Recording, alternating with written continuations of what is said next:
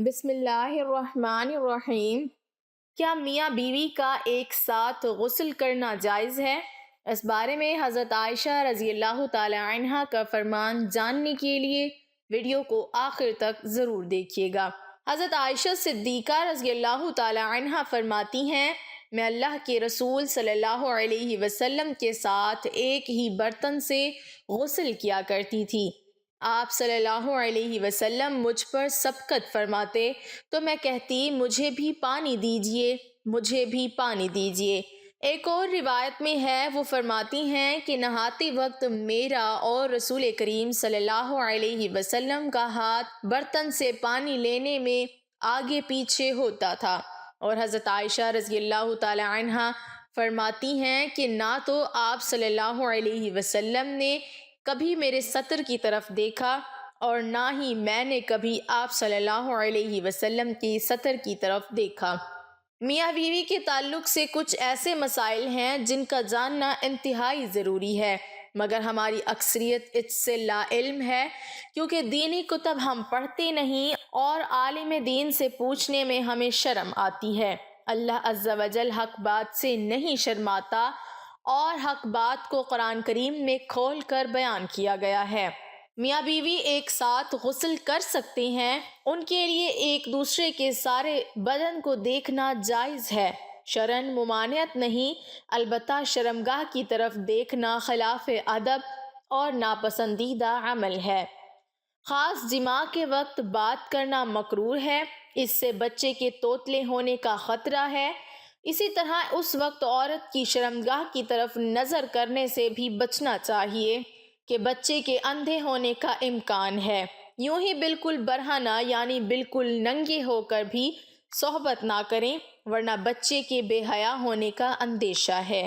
حضرت عائشہ صدیقہ رضی اللہ تعالی عنہا نے عرض کیا، یا رسول اللہ صلی اللہ علیہ وسلم، عورتوں کو تو بہت سا ثواب مل گیا، مردوں کے بارے میں بھی ارشاد فرمائیے۔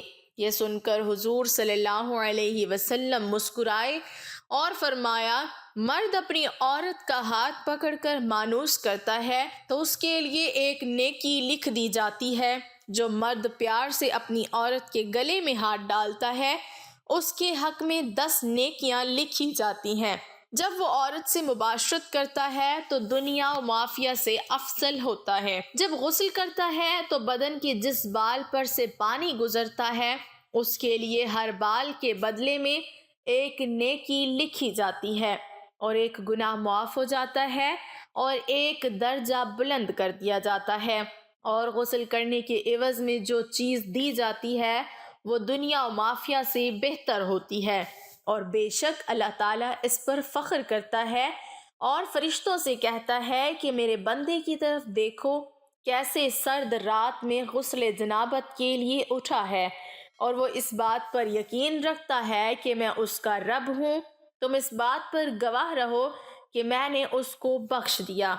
ناظرین، بہترین بیوی وہ ہے جو سونے کے کمرے میں اپنے حسن و جمال اور بستر میں خاوند کے ساتھ خوبصورت طور اطوار سے اپنے پیار کے جادو سے جکڑ لے، دوران صحبت اس کے مقصد پر نگاہ رکھے اور غور کرے کہ اس کا خاوند کیا چاہتا ہے، اور پھر اس کی پسند سے بھی بہتر انداز میں اپنے آپ کو اس کے سپرد کر دے، نرم گفتگو کرے اور اس کی رغبتوں اور چاہتوں کو پورا کرتے ہوئے اسے سیر کر دے۔ کبھی بھی اس کے بستر پر جانے سے مت روکیں، اگر وہ اس کے ساتھ مقاربت کا خواہش مند ہے تو قطعاً نافرمانی نہ کرے، کیونکہ اللہ رب العزت کے ہاں یہ بہت بڑا گناہ ہے۔ جب شوہر بیوی کو اپنا طبی تقاضا پورا کرنے کے لیے بلائے تو بیوی انکار نہ کرے۔ اس سلسلے میں احادیث مبارکہ میں واضح تعلیمات موجود ہیں، چنانچہ ارشاد نبوی صلی اللہ علیہ وسلم ہے، خاوند بیوی کو اپنی حاجت پوری کرنے کے لیے بلائے اور بیوی انکار کرے، جس پر شوہر غصہ کی حالت میں رات گزارے تو صبح تک فرشتے اس عورت پر لعنت بھیجتے رہتے ہیں۔ دوسری روایت میں ہے کہ رسول اکرم صلی اللہ علیہ وسلم نے فرمایا، جب شوہر اپنی بیوی کو اپنی حاجت پوری کرنے کے لیے بلائے تو وہ اس کے پاس چلی جائے، خواہ وہ روٹی پکانے کے لیے تندور پر ہی کیوں نہ کھڑی ہو۔ حضرت عمر رضی اللہ تعالی عنہ کے پاس ایک شخص آیا، گرد و غبار سے اٹا ہوا، بال بکھرے ہوئے، اس کے ساتھ اس کی بیوی بھی تھی، جو کہہ رہی تھی اے امیر المومنین، میں اس کے لیے نہیں اور نہ ہی یہ میرے لیے ہے۔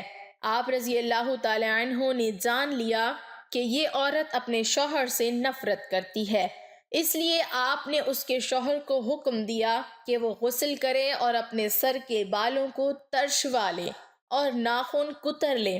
جب شوہر فارغ ہو کر آیا تو آپ نے کہا اب اپنی بیوی کے سامنے جاؤ۔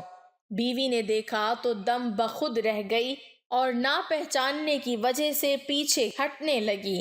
پھر جب پہچان لیا تو اس کا بوسہ لیا اور اپنے دعوے سے دستبردار ہو گئی۔ حضرت عمر رضی اللہ تعالی عنہ نے فرمایا کہ تمہیں ان کے ساتھ اسی طرح کا برتاؤ کرنا چاہیے۔ اللہ کی قسم انہیں یہ پسند ہے کہ تم ان کے لیے آراستہ پیراستہ رہو، جیسا تم چاہتے ہو کہ وہ تمہارے لیے ہی بنی سنوری رہیں۔ حضرت سیدنا امام غزالی رحمۃ اللہ علیہ فرماتے ہیں جماع یعنی صحبت کرنا جنت کی لذتوں میں سے ایک لذت ہے۔ حضرت سیدنا جنید بغدادی رحمۃ اللہ علیہ فرماتے ہیں انسان کو جماع کی ایسی ہی ضرورت ہے جیسے کہ غذا کی۔